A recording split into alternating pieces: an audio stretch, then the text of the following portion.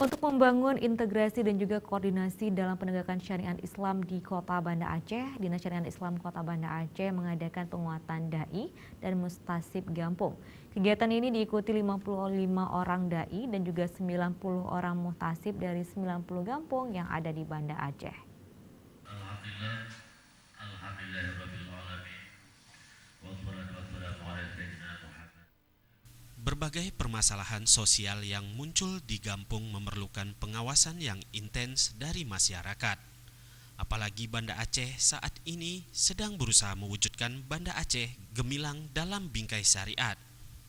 Untuk itu dibutuhkan peran para dai dan muhtasib Gampung sebagai filter segala persoalan di Gampung, terutama dalam hal penegakan syariat Islam.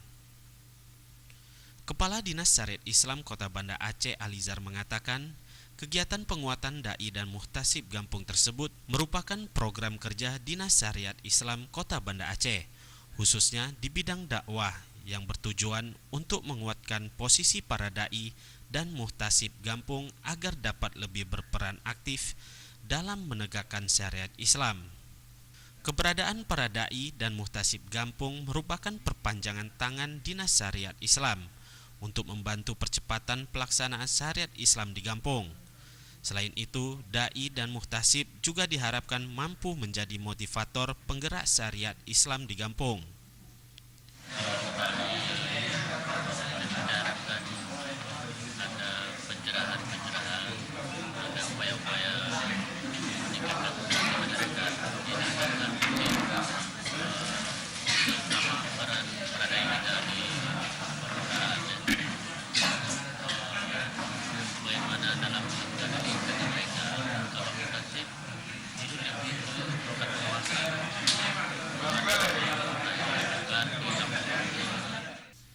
Pelatihan dilakukan selama 1 hari ini, diikuti 55 orang dai dan 90 orang muhtasib peserta dari kampung yang ada di Kota Banda Aceh.